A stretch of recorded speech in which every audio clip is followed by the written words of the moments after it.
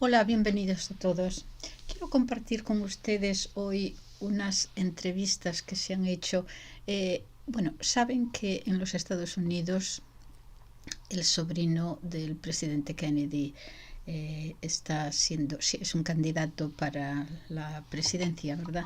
Pero yo he visto dos entrevistas que me parecieron interesantes y una es una entrevista hecha en francés hace una semana o así al nieto del presidente, del general de Gaulle. Se llama Pierre de Gaulle, que parece ser que va a entrar en la política. Siempre ha estado, es un diplomático, es un banquero, pero siempre ha estado así un poco en la política, y parece que él va a formar su propio partido, o en fin, entrar en las elecciones francesas. Ese es uno. Y el otro es el bisnieto del gran autor ruso Leo Tolstoy, y su nombre es Pyotr Tolstoy, y él es el vicepresidente del Parlamento ruso, de la Cámara parlamentaria, el vicepresidente de la Duma. Y quería compartir con ustedes lo que dicen estas dos personas, que me parece interesante. En primer lugar, de Gaulle, Pierre de Gaulle.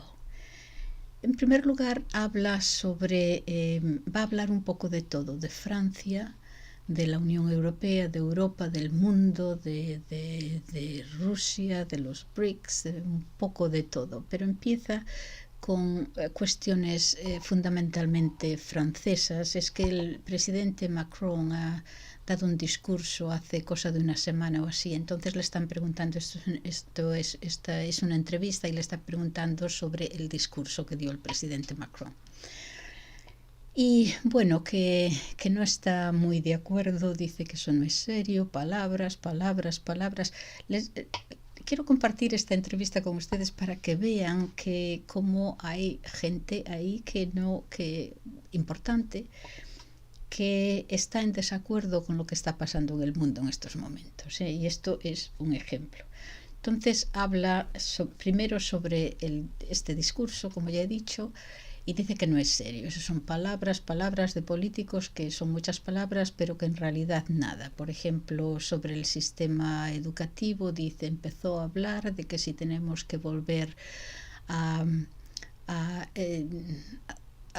que los niños en las escuelas lleven uniforme, que los exámenes tienen que estar más controlados. Dice, bueno, esas son cosas, pero eso no es nada serio para los problemas que tenemos en este momento en Francia en el sistema educativo.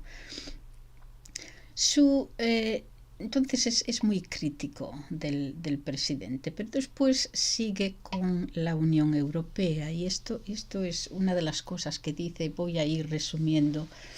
Es muy crítico sobre las directivas de las leyes de la Unión Europea, y dice que él cree, como buen nieto del presidente de Gaulle, dice que él cree que están destruyendo a la nación, la soberanía de Francia como un país independiente. Dice, estas son leyes impuestas, y además cada vez más.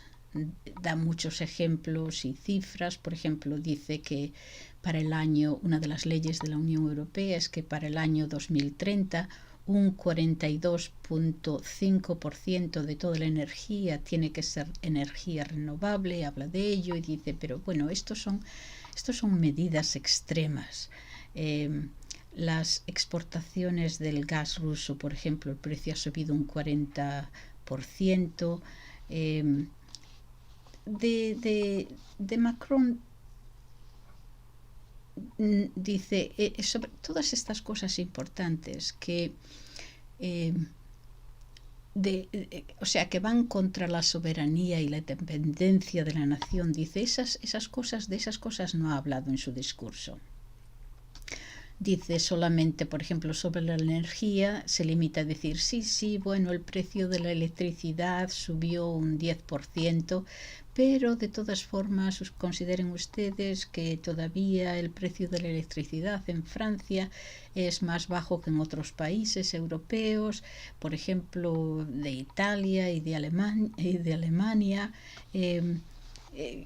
Mucho peor, las cosas están un poco peor debido a las sanciones contra Rusia.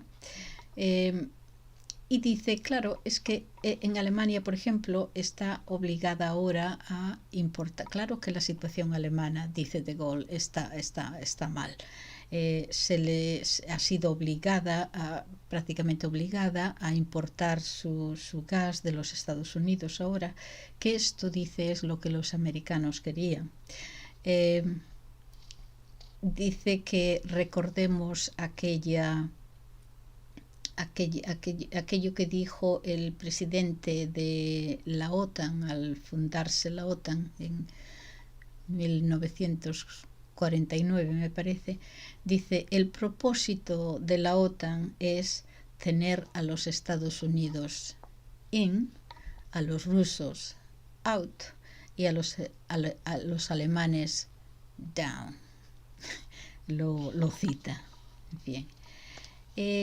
Me llamó la atención, habla mucho sobre los problemas energéticos y tal, pero después me pareció interesante lo que dice sobre lo que él llama el lobby anglosajón. Él nunca habla, como se hablan en los países de habla inglesa, nunca habla del occidental colectivo, o de los países occidentales, así siempre dice el lobby anglosajón, que es muy fuerte, dice, muy poderoso, muy potente, y también, sobre todo en Alemania, que ha logrado destruir todas las centrales nucleares durante la década de los 80 y de los 90. Dice que no es sorprendente, Alemania ha estado siendo controlada por los Estados Unidos desde 1945. Habla sobre esta Europa federalista, no como se había pensado de una Europa de naciones independientes, soberanas. Entonces, la capacidad de emancipación de Alemania de los Estados Unidos, dice, está controlada de manera absoluta. Como está hablando de la Unión Europea, menciona a Ursula von der Leyen, que es la presidenta de la Comisión. Parece que no la admira mucho. Y dice que es una protegida, dice, una hija de los servicios de inteligencia estadounidenses. Recuerda cómo su familia, la familia de Ursula von der Leyen, había sido amenazada por un grupo de extremistas de izquierda en la década de los 80 con secuestrar a la familia. Ella proviene de una familia poderosa industrial.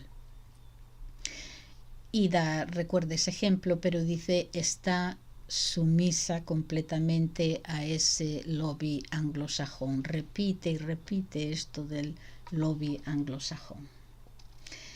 Sobre el gas de Nord Stream 2, dice, la intención era prevenir, la prevención de que Alemania y Rusia tengan relaciones comerciales. Dice, esto ya viene de lejos, ya lo había incluso mencionado Donald Trump, ya había dicho que los Estados Unidos no permitiría esto del Nord Stream 1 y 2. Y que la acabarían, pero que la cuestión aquí es la independencia estructural de Europa. Bien, los Estados Unidos han hecho, dice, y siguen haciendo todo lo posible para distanciar a Europa de Rusia, lo cual habría creado una Europa, en términos de energía y comercio, una Europa independiente y autónoma, y esto los Estados Unidos no lo permite. Sobre Rusia dice que debido a la extensión de su territorio es un país perfectamente autónomo, no solo en productos alimenticios y en gas y en petróleo y energía, en materias primas, en minerales, en materiales, lo cual no es el caso de Europa. Entonces, dice él, hemos sustituido un suministro de gas barato, económico, con una dependencia a los Estados Unidos debido al lobby anglosajón de estos productos esenciales a precio, y ahora tenemos que pagar precios extremadamente altos, y esto está destruyendo la industria europea. Sobre Pax Americana o la hegemonía de los Estados Unidos o el dominio de los Estados Unidos, el mundo unipolar, dice, es un bloc, es una entidad en la que los demás países del mundo tienen que seguir las pausas e intereses estadounidenses, o si no lo hacen, se les excluye, te quedas fuera, con todo lo que eso conlleva. O sea, si no más o menos haces lo que te dicen, estás condenado, sentenciado, sancionado. La diplomacia estadounidense, dice él, se basa en sanciones ahora. El dólar se ha convertido en un arma de sanción, de castigo. Es, por decirlo así, una política imperialista de control y de limitar la emancipación de los pueblos, la destrucción de la nación-estado, la nación independiente, soberana. De todas formas, dice, no tengo nada contra los Estados Unidos o ciertamente contra las personas. Dice, he trabajado con ellos durante mucho tiempo y en muchas cosas pues los admiro. Por ejemplo, con su comercio, con sus compañías, he trabajado para ellos en bancos, en varias empresas, y dice, y tienen muy buenos puntos, dice, tienen una actitud siempre de negocio y siempre de sus propios intereses. Eso es lo que siguen, dice él. Es una política, una actitud hacia el negocio de eficacia. Son gente que lleva a cabo en negocios, por ejemplo, hacen estudios, investigaciones muy precisas, teniendo en cuenta todo, midiendo todo, pero dice, y eso es de admirar, pero dice, el problema es que todo lo ven a corto plazo. No parecen tener en cuenta las futuras consecuencias de muchas cosas. Pero dice, sobre los Estados Unidos siempre actúan en su propio interés. Por lo menos hasta ahora, digo yo, esto soy yo hablando hasta ahora, porque ahora quizás estamos viendo que con la cuestión de Israel quizás estén haciendo algo que no vaya en su propio interés, pero por lo menos de la nación. Pero bueno, dice, y esto que actúan siempre en su propio interés, aunque parezcan amigos, dice, esto ya lo había observado y dicho claramente nuestro presidente Mitterrand. Mitterrand fue el presidente de Francia desde 1981 a 1995. Dice, y dice esto claramente en una de sus últimas entrevistas. Dice que los Estados Unidos están siempre metidos en guerras, cita, guerras despiadadas, implacables, guerras continuas. Esa es la cita. Pero que no paran una detrás de otra en el ámbito económico, político, diplomático. Lo que estamos viendo ahora, dice, las circunstancias están cambiando ahora porque este monopolio, esta hegemonía americana está ahora cesando de existir. Lo que hay ahora, lo que estamos viendo con la guerra en Ucrania, es la destrucción de un mito, dice, el mito de la supremacía estadounidense, esa supremacía económica, política, tecnológica de ese mundo occidental también. Después le hacen una pregunta sobre un libro que escribió un escritor francés, Emmanuel Todd, T-O-D-D, que dice que, cita, lo mejor que le podía pasar a Europa es lograr quitarse a los americanos de encima. Esto es lo que dice el autor, y dice, ¿qué cree usted de eso? Porque me parece, le dice la entrevistadora, me parece que usted estaría de acuerdo con eso. Y dice, bueno, no del todo de acuerdo, porque mira, los americanos son en realidad nuestros aliados naturales. Tenemos que seguir comerciando con ellos, claro está. Habla sobre cómo los Estados Unidos, por ejemplo, ayudaron a Francia a liberarse de los nazis, y con eso se está muy agradecido, aunque dice, claro, que no fueron los únicos. También había la resistencia francesa, aunque no fuera la resistencia francesa, pero dice sobre todo que no nos olvidemos de que en realidad lo que hizo posible derrotar a los alemanes en la Segunda Guerra Mundial en realidad fue Rusia, que dice que eso tendemos en nuestros países a olvidarlo. Dice, pero el nuevo mundo de ahora, el de ahora, estamos viendo que hay una nueva fuerza que se está creando con los países de los BRICS, por ejemplo.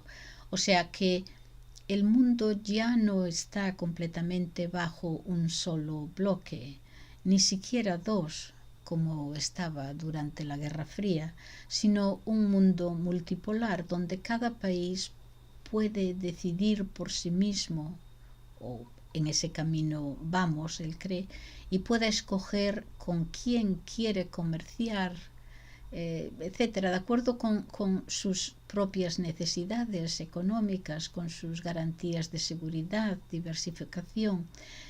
Y esta es la nueva lógica de este mundo, dice.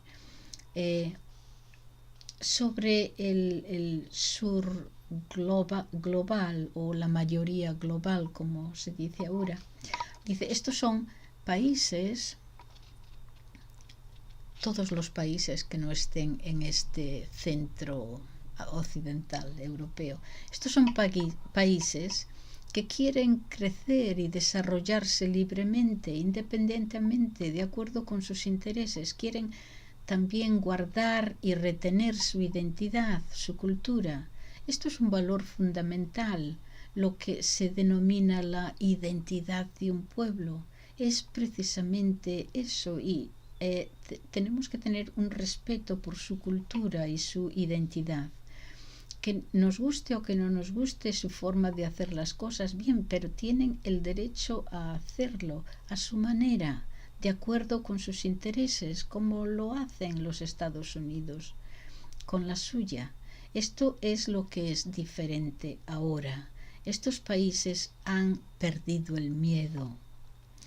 Mira a Rusia, dice, y mira a China, aliados sólidos ahora. Un comercio entre ellos que ha incrementado un 50% el año pasado, 250 billones entre Rusia y China, y también con India 50 billones, 50.000 millones. Por lo tanto, esto está creando una cristalización de países, dice, que se han aliado en un grupo que quieren defender sus propios intereses y participar en una dinámica global, un nuevo espacio diplomático que sea un rapprochement, un acercamiento sobre todo. Mira el crecimiento de los BRICS este año. Estos países iniciales, Brasil, Rusia, China, Sudáfrica, India, que estos países en los años 90 tenían economías emergentes, pero mira ahora sus economías dominantes, porque están ahí para cada uno hacer sus cosas de la forma que ellos quieren y de acuerdo con sus intereses, claro está, pero participando, uniéndose a otros, sin meterse en cuestiones políticas de quién gobierna o no gobierna en su país, como lo hace los Estados Unidos. Dice, esto es una colaboración económica, una alianza económica. Y ahora también, pues mira, Arabia Saudí se une, los Emiratos Árabes, Egipto, Etiopía, Irán, y hay como unos 35 más esperando. Nota que estos países en esta alianza, nota esto, que son, dice, un 80% de la ruta petrolífica, tienen un 60% de las materias primas del mundo. Y esto incluye no solamente materias primas, pero alimentos, sí. Esta dinámica es muy potente y va a serlo en el futuro. Dice, yo viajo constantemente por el mundo y te puedo asegurar que hay una gran vitalidad en estos países, una gran esperanza y ambición de que el futuro será mucho mejor que hasta ahora. En los países occidentales no nos negamos a ver esto claramente. África, los países árabes, Indonesia, China, Rusia, los países de Latinoamérica, quieren que se les respete, quieren guardar y retener sus culturas, lo que es importante para ellos, sus valores tradicionales, la familia, sin que nadie les venga a forzar a cambiarlos por cosas raras. Pero no solamente esto, quieren desarrollarse económicamente, independientemente a su forma, sin que nadie venga a decirles lo que pueden o no pueden hacer, y de forma especial alejarles del dólar.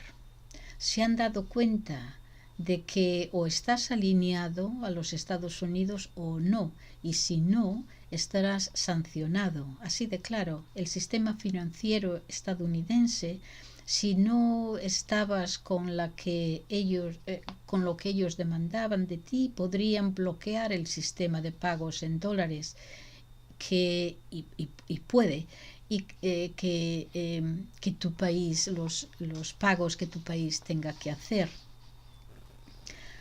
Y dice, esto lo lleva a decir que hay una ruptura en el sistema judicial internacional. Dice, esto quiere decir que hay una ruptura aquí del sistema legal internacional que no funciona en esto, que los Estados Unidos pueden hacer esto, que te puedan arruinar si no estás con ellos. Todavía más, le imponen a los países extranjeros, por ejemplo, su propio sistema legal. El sistema legal judicial estadounidense en la mayoría de los países occidentales y otros países también, sin reciprocidad alguna. Dice, mira, cuando abres una cuenta en un banco, en uno de estos países occidentales, tienes que darle autorización a tu banco. También esto con compañías de seguros, contratos de seguros, etcétera. Tienes que autorizar al banco a revelar información simplemente cuando la autoridad de impuestos estadounidense la solicite. Incluso cuando no hay indicación alguna de que tú seas de nacionalidad estadounidense o residente en los Estados Unidos o que tengas nada que ver con los Estados Unidos en absoluto, que no estés sujeto de ninguna forma a nada que tenga que ver con ellos. Pero sus autoridades piden y demandan tu información y nuestros bancos tienen que facilitársela. Así, de una forma completamente unilateral. Esto es un imperio al que parece que estamos subyugados sin que nos demos cuenta. Después dice, aquí lo que ha habido, lo que hay es una toma de control de nuestro sistema judicial en nuestros países. Es la ley americana lo que se impone a otros países. Y aquí en Francia, no solamente esto, sino también la ley de la Unión Europea, que se antepone a la ley judicial de cada país. Se considera más importante. Y si es diferente la ley de cada uno de los países, tienes que obedecer la ley europea. Esto es muy serio, dice.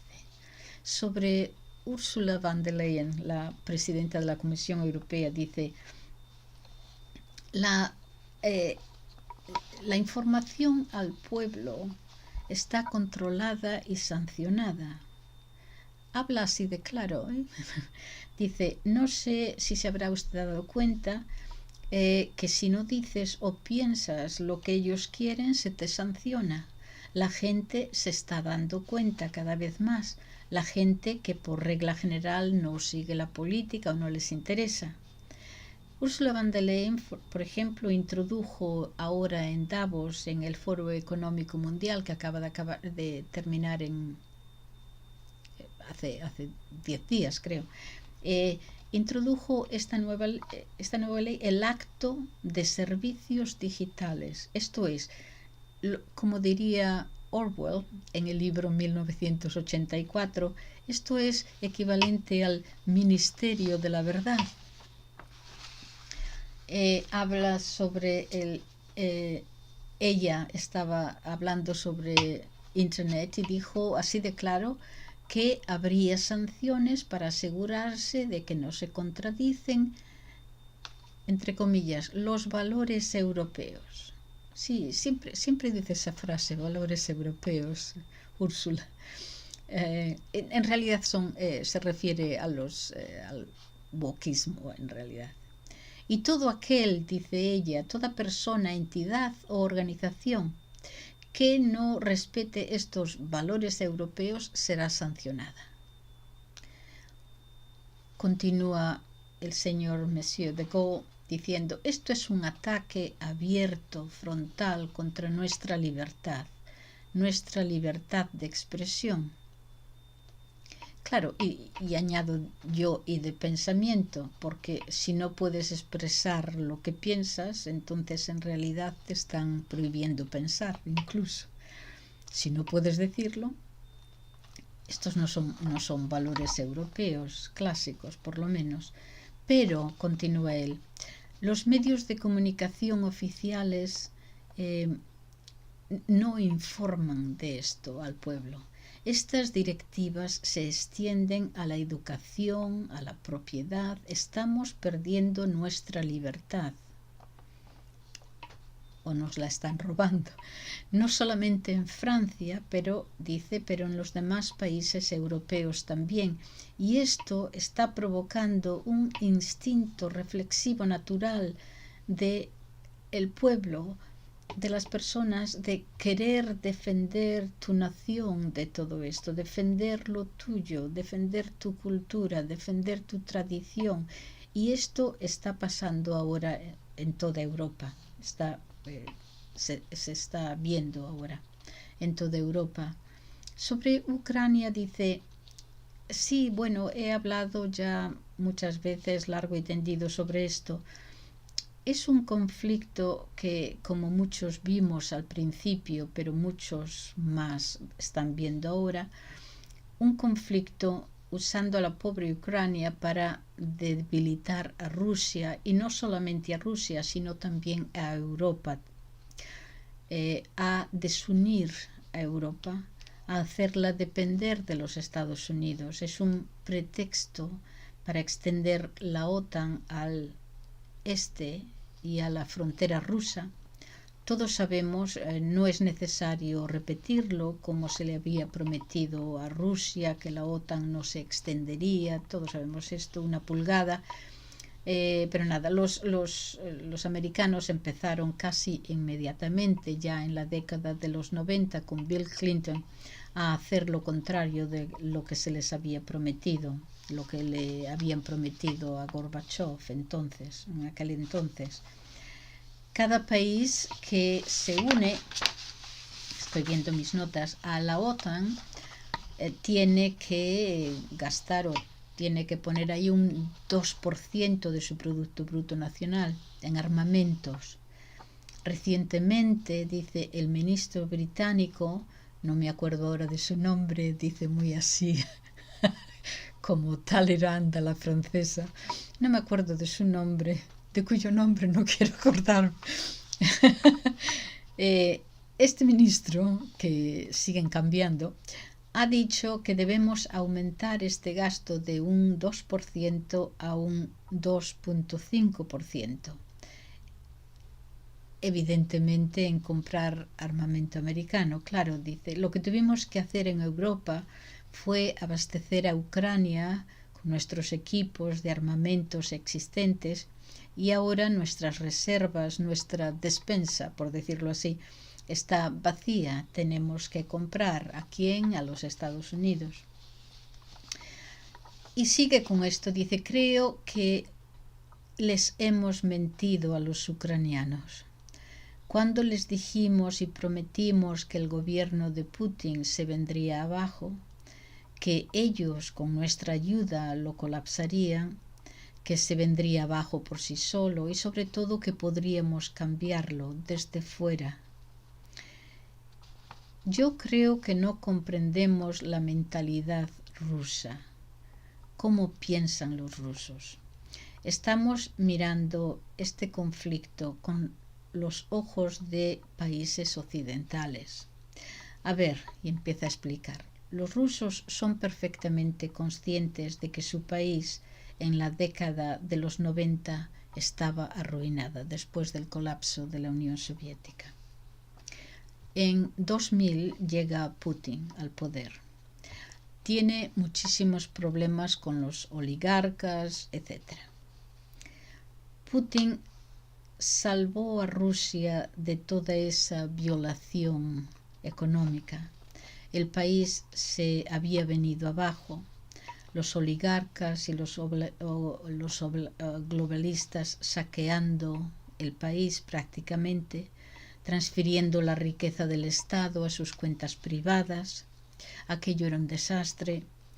No lograron poner sus manos en el armamento nuclear, pero todo lo demás, incluso documentos históricos, todo lo tienen ahora las bibliotecas universitarias americanas. Esto lo digo yo, no lo dijo él. Pero bueno, los recursos industriales, financieros, todo esto se fue. Él dice que Rusia fue violada, es como lo pone él. Bien, que todo esto se fue a los Estados Unidos, a los globalistas, a Israel y a Londres. Putin paró todo eso, poquito a poco logró restaurar la economía. Lo que hizo Putin, según lo que yo he podido oír y leer un poquito, es que tuvo que ir muy poquito a poco. Por ejemplo, con los oligarcas, en vez de decirles devolved todo lo que habéis robado, lo que fuera, poquito a poco políticamente empezó a decirles, bueno, podéis guardar lo que tenéis, pero no meteros en la política. Bueno, pues muchos se fueron, pero muchos accedieron a eso. Y después, poco a poco, irles sacando la forma de obtener tanta riqueza, por decirlo así. Pero bueno, logró ir poco a poco restaurando la economía, pero sobre todo devolverle al país un poquito de confianza, de orgullo en sí mismo. Esto no fue fácil, llevó su tiempo, pero hacerles creer de nuevo en su país.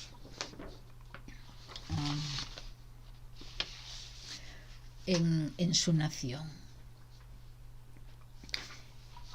Y añade, y voy a citarles a ustedes, voy a darles algunas cifras para que aquellos que me oigan no crean que soy ciegamente pro Putin, no es eso, pero los datos están ahí. Vemos que Rusia crecerá, por ejemplo, en este año un 4%, una cuota de crecimiento industrial de más del 6%, bueno, da un montón de cifras, hay una balanza de pagos con límite del 1%, pero pueden ver ustedes las cifras sobre su crecimiento.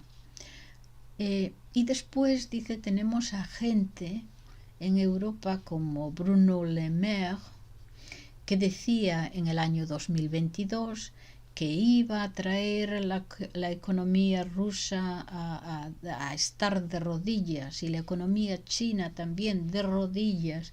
Pero bueno, dice, todo esto son mentiras, mentiras al pueblo, mentiras para manipular al pueblo.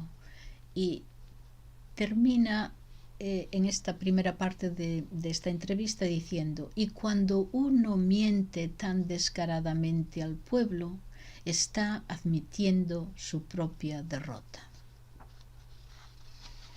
Bien, creí que era interesante, creí que iba a tener tiempo para traerles el de Tolstoy, pero bueno, quizás haga otro, porque también es bastante interesante lo que dice sobre cómo lo ve desde el punto de vista ruso todo esto.